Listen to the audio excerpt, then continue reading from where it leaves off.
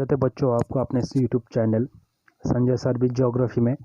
जैसा कि हमारा अध्याय नंबर 5 भू संसाधन तथा कृषि चल रहा है।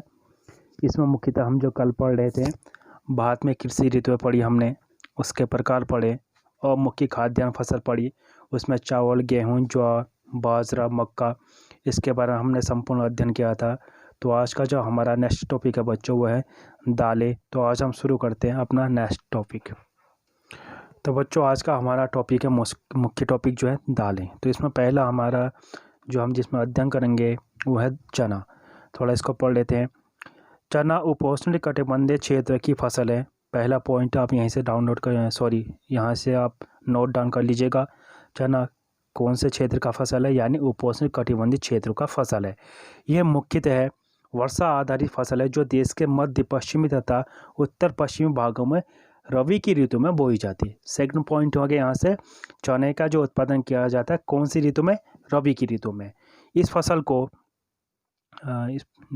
इस फसल को मुख्यतः सफलतापूर्वक उगाने के लिए वर्षा की केवल 1 या 2 हल्की बौछारों या एक या 2 बार सिंचाई की आवश्यकता होती है। यानी इस फसल को उगाने के लिए मुख्यतः जो वर्षा की केवल 1-2 हल्की बौछारें या 2-4 बार इसकी सिंचाई की जा सकती है। इसमें ज़्यादा पानी की इतनी आवश्यकता नहीं होती है। फिर है हरियाणा, पंजाब, उत्तरी राजस्थान में हरित क्रांति की शुरुआत से चने के फसल क्षेत्र में कमी आई। यानी जो चने की फसल है उसमें हरित क्रांति वाला कमी आने लगी, क्योंकि उस समय क्या हो गया, इसके स्थान पर गेहूं की फसल का बोई जाती है। यानी जो हरित क्रांति का मुख्य एजेंडा था वो क्या था, गेहूं की फसल को उगाना। तो इस वजह से क्या हुआ कि यहाँ पर चने की जो फसल थी उसमें कमी आ गई थी तथा इसके स्थान पर गेहूं की फसल बोई जाती थी। अब देश के कुल बोए क्षेत्र में 2.8% भाग पर क्या चने की खेती की जाती है। कुल कितने परसेंट पर, 2.8% भाग पर। इस फसल के लिए प्रमुख उत्पादक राज्य मध्य प्रदेश, उत्तर प्रदेश, महाराष्ट्र, आंध्र प्रदेश, तेलंगाना, राजस्थान है। यानी चने की जो सबसे अधिक खेती की जाती है वो मध्य प्रदेश में।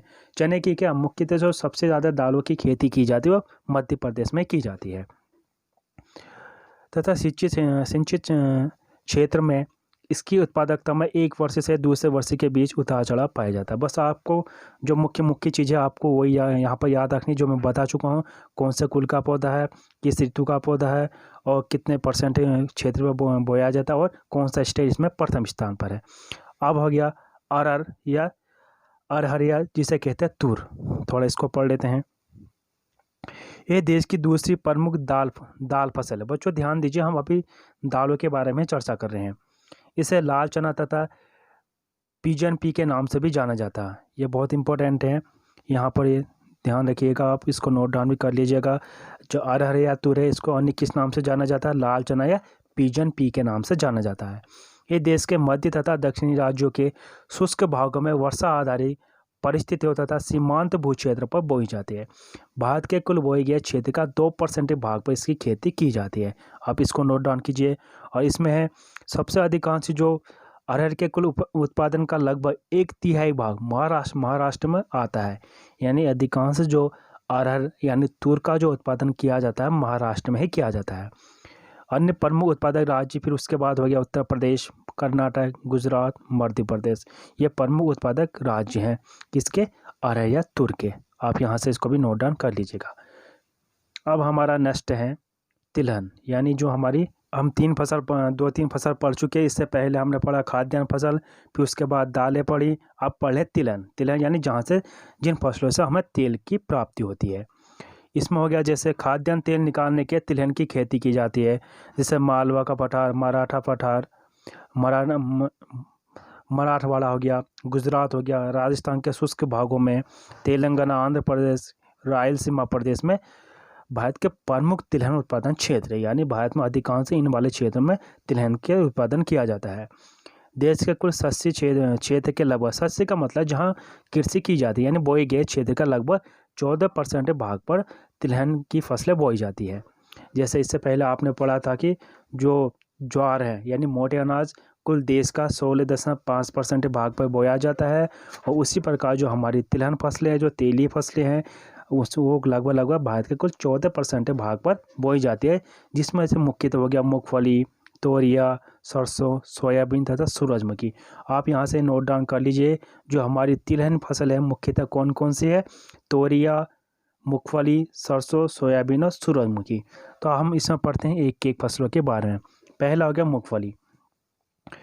भारत विश्व में 15.0% मूंगफली का उत्पादन करता है। ये तो पुराने आंकड़े जो थे 15.0% जो इससे पहले बुक में थी, लेकिन जो लेटेस्ट आंकड़े 2016 के अनुसार इसमें भारत में 16.6% से मूंगफली का उत्पादन किया जाता है। यानी जो अब भी 2016 के आंकड़े उसके अकॉर्डिंग भारत में जो कुल मूंगफली का उत्पादन किया जाता है वो 16.6% पर किया जाता है। फिर यह मुख्यतः शुष्क प्रदेशों की वर्षा आधारित खरीफ की फसल है। यानी जो मूंगफली उगाई जाती है मुख्यतः खरीफ की फसल में उगाई जाती है। बस इसको आप यहाँ से नोट डाउन कीजिएगा। परंतु दक्षिण भारत में है रबी ऋतु में बोई जाते हैं।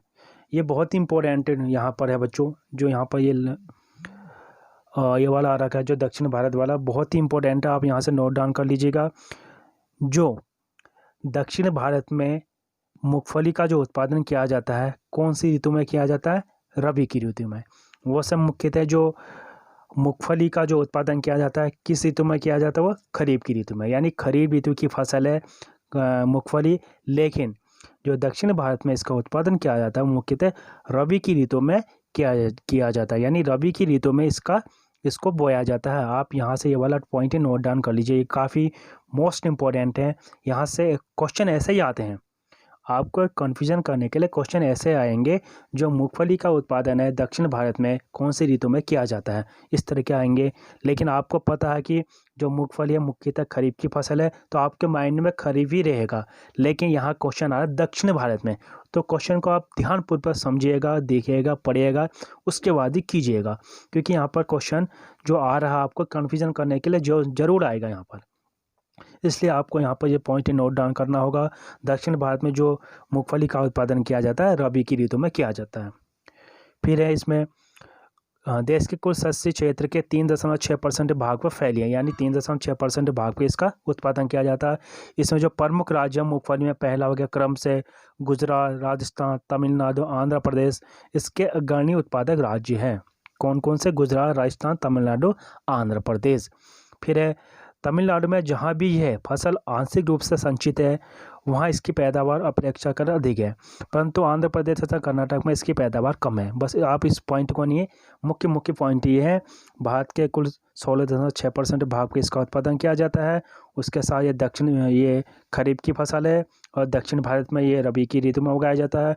कुल क्षेत्र का 3.6% भाग में उगाया जाता है और इसके जो अग्रणी राज्य है गुजरात, राजस्थान, तमिलनाडु, आंध्र प्रदेश क्रम से इस प्रकार है। बस आपको ये चीज़ें याद रखनी है। फिर है तोरिया या सरसों, और इसको पढ़ लेते हैं। तोरिया व सरसों में बहुत से तिलहन सम्मिलित है, जैसे राई हो गया, सरसों, तोरिया, तारामीरा आदि। ये भी यहाँ से नोट डाउन कर लीजिएगा।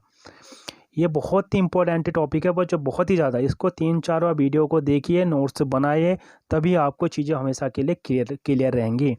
1-2 बार पढ़ने से, देखने से, 1-2 बार इसको रीड करने से यहाँ पर आपको याद नहीं होगा। इसको आप कंटिन्यू पढ़ते रहेगा, आपको चीज़ें हमेशा के लिए आप माइंड में फिक्स हो जाएंगी, फिट हो जाएंगी।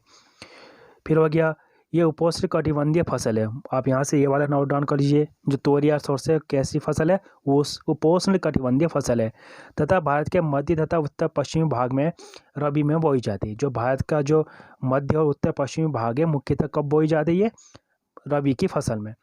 ये फसलें पाला सहन नहीं कर सकती, यानी इसमें पाला की आवश्यकता नहीं होती, पाला रहित फसल है। अगर इसमें बहुत ज़्यादा पाला पड़ जाएगा तो ये फसल क्या खत्म हो जाती है, इस फसल का उत्पादन क्षमता काफ़ी कम हो जाती है। इनके उत्पादन में वार्षिक उतार चढ़ाव होता है, परंतु सिंचाई के प्रसार, बीज सुधार तथा प्रौद्योगिकी के साथ साथ इनके उत्पादन में भी वृद्धि हुई है। यानी जैसे जैसे टेक्नोलॉजी का विकास हुआ, इनके जो उत्पादन क्षमता है उसमें काफ़ी वृद्धि हुई है। फिर नीचे पढ़ते हैं, इन फसलों के अंतर्गत क्षेत्रों का लगभग 2/3 भाग सिंचित है। तिलहन देश के कुल शस्य क्षेत्र के केवल 2.5% भाग पर बोया जाता है। यानी जो हमारी तोरिया सरसों मुख्यतः कुल 2.5% भाग पर ही बोया जाता है। अब देखते हैं इसके जो प्रमुख उत्पादक राज्य हैं, इनके उत्पादन का 1/3 भाग राजस्थान में आता है। यानी जो सरसों तोरिया है लगभग इसमें जो सबसे अग्रणी राज्य उत्पादन वो राजस्थान है। पहला जो पॉइंट इसको ये भी नोट डाउन कर लीजिए।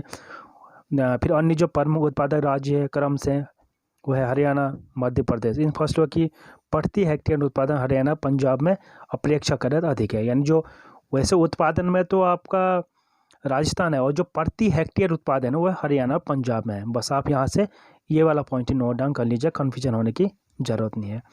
फिर हो गया अन्य तिलहन। इसमें हो गया अन्य तिलहन, जैसे सोयाबीन हो गया, सूरजमुखी भारत का अन्य प्रमुख तिलहन है। यानी सोयाबीन हो गया, सूरजमुखी भारत का अन्य तिलहनी फसल है। सोयाबीन अधिकतम मध्य प्रदेश और महाराष्ट्र में बोया जाता है, लेकिन जो सबसे अधिकांश जो सोयाबीन का उत्पादन किया जाता है वो मध्य प्रदेश में किया जाता है, उसके बाद महाराष्ट्र में। दोनों राज्य मिलाकर देश का 90% सोयाबीन उत्पादन करते हैं। यानी इन दोनों राज्यों को मिलाकर कुल देश का जो जितना भी सोयाबीन होता है उसका 90% मध्य प्रदेश और महाराष्ट्र में ही बोया जाता है। उसके बाद सूरजमुखी की फसल का सांद्रण फिर राजस्थान हो गया, कर्नाटक हो गया, आंध्र प्रदेश, तेलंगाना तथा इससे जुड़े हुए महाराष्ट्र के भागों में जो मुख्य मुख्य स्टेट हैं भागों से है। देश के उत्तरी भाग में एक गौण फसल लेकिन सिंचित रूप से इनका उत्पादन होता है। यानी यहाँ से आपको क्या ध्यान रखना बच्चों, मुख्यतः जो सूरजमुखी है, सूरजमुखी के जो फसलों का जो उत्पादन किया जाता है राजस्थान, कर्नाटक, आंध्र प्रदेश और तेलंगाना क्रम से इन राज्यों में किया जाता है। आपको यहाँ से ये वाले राज्य नोट डाउन करने होंगे। ये थे मुख्य तिलहन फसल। तो आपको यहाँ से ये चीज़ ध्यान देना होगा कि जो हमारी मुख्य तिलहनी फसल है कौन कौन सी है। मूंगफली हो गया और उसके साथ साथ आपने जो पढ़ा तोरिया हो गया, सरसों हो गया, सोयाबीन हो गया, सूरजमुखी हो गया, ये प्रमुख हमारी तिलहनी फसल है। तो अब नेक्स्ट हो गया हमारी रेशेदार फसलें। अब रेशेदार फसलें में है पहला हो गया कपास। अब इसके बारे में पढ़ते हैं कपास की क्या क्या विशेषता है। कपास एक उष्णकटिबंधीय फसल है।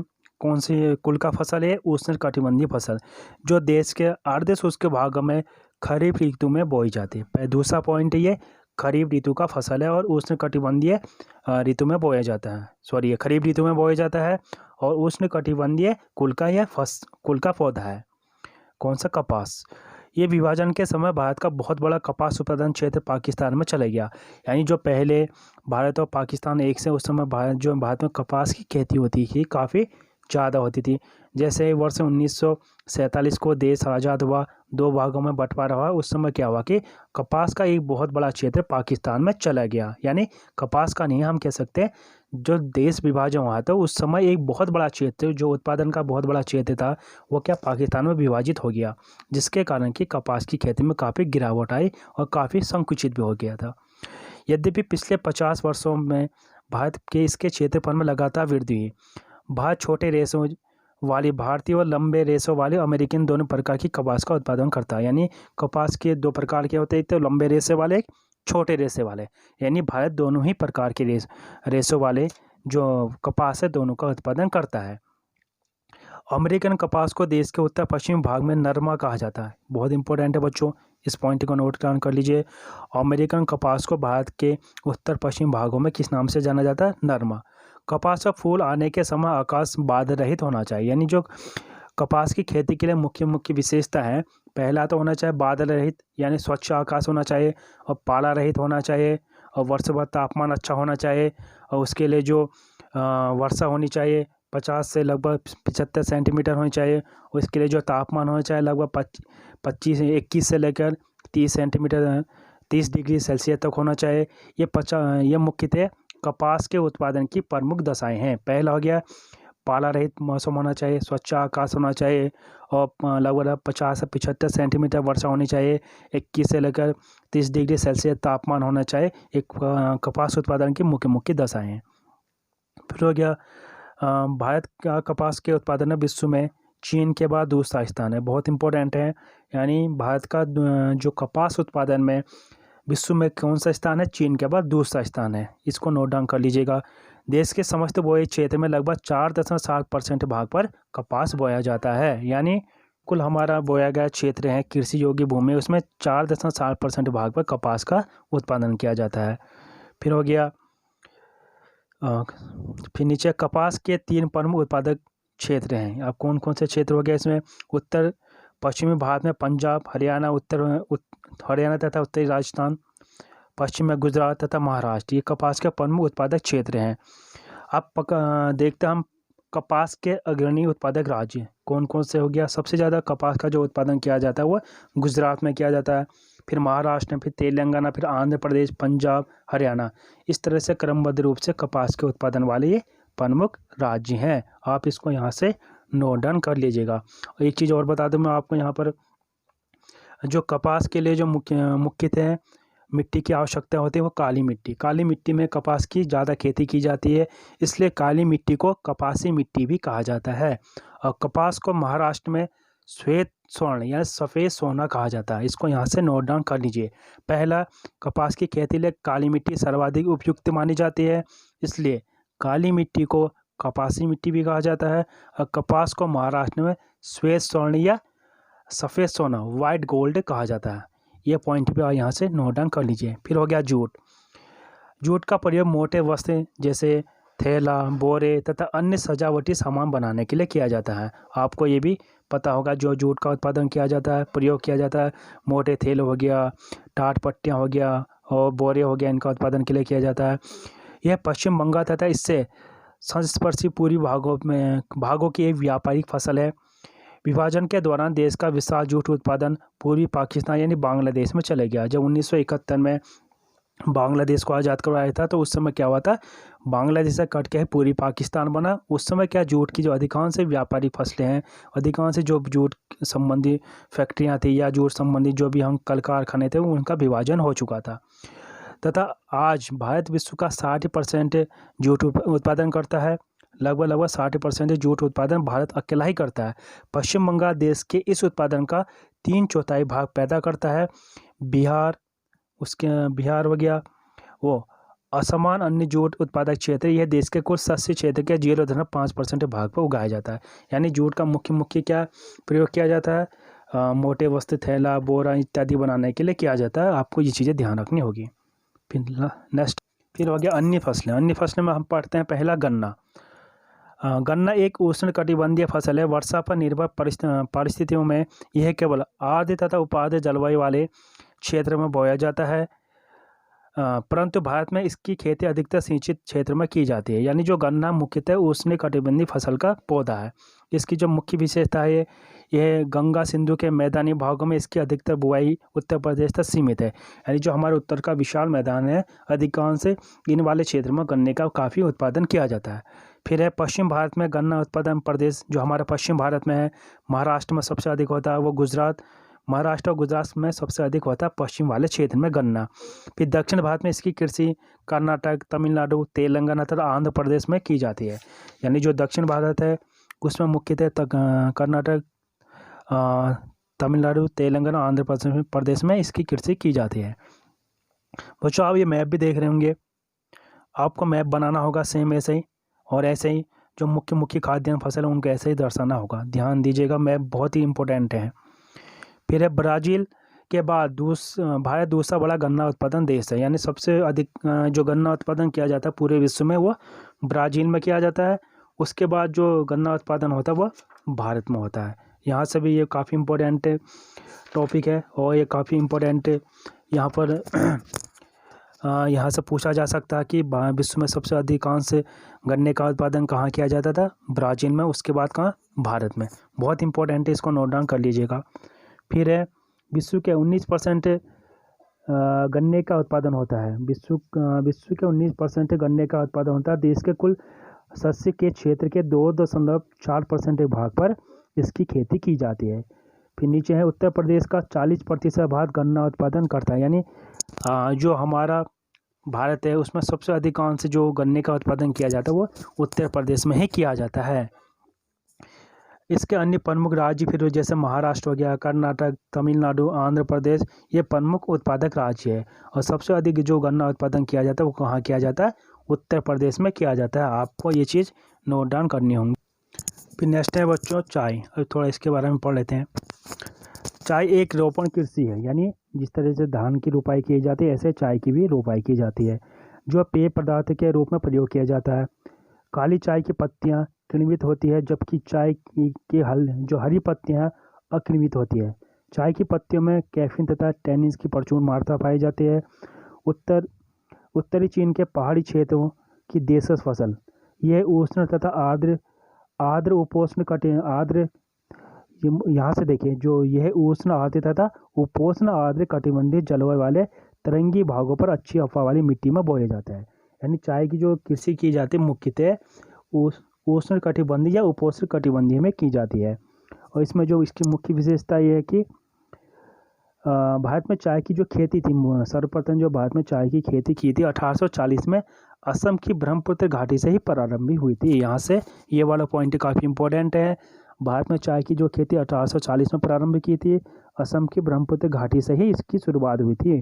फिर है देश का प्रमुख चाय उत्पादक क्षेत्र, इसमें जो देश के प्रमुख उत्पादक चाय क्षेत्र है, यानी सबसे अधिकांश जो हमारे भारत में चाय का जो उत्पादन किया जाता है उनके प्रमुख क्षेत्र कौन कौन से हैं। पहला हो गया इसमें दार्जिलिंग हो गया, जो कि आपका पश्चिम बंगाल में स्थित है।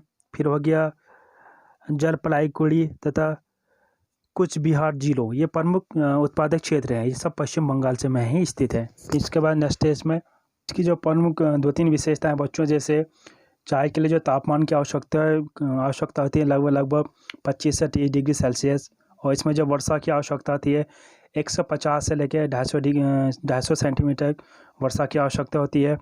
और हम इसमें देखते हैं जो चाय के प्रमुख उत्पादक राज्य हैं पश्चिम बंगाल और तमिलनाडु है। बस आप इसको नोट डाउन कीजिएगा, चाय के प्रमुख उत्पादक राज्य कौन से है, पश्चिम बंगाल और तमिलनाडु है। ठीक हो गया बच्चों। अब इसमें लास्ट हो गया कॉफ़ी, थोड़ा इसको भी देख लेते हैं। कॉफ़ी एक उष्ण कटिबंधीय रोपण कृषि है, ये भी आप नोट डाउन कर दीजिएगा। यहाँ से कौन सी कृषि है, रोपण कृषि है, उष्ण कटिबंधीय क्षेत्र में इसका उत्पादन किया जाता है। इसके बीजों को भूनकर पीसा जाता है तथा एक पेय के रूप में प्रयोग किया जाता है, यानी पेय पदार्थ है। कॉफ़ी की 3 किस्में हैं, अब यहाँ से ध्यान दीजिएगा कौन कौन सी किस्में, इसको यहाँ से नोट डाउन भी कर दीजिएगा। पहला आ गया अरेबिका, दूसरा रोबस्टा और तीसरा लिबेरिका। अरेबिका, रोबस्टा और लिबेरिका ये प्रमुख चाय की 3 किस्में हैं।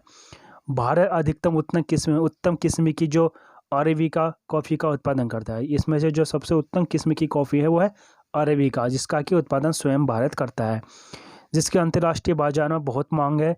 जो इंटरनेशनल मार्केट है उसमें इसकी काफ़ी मांग है।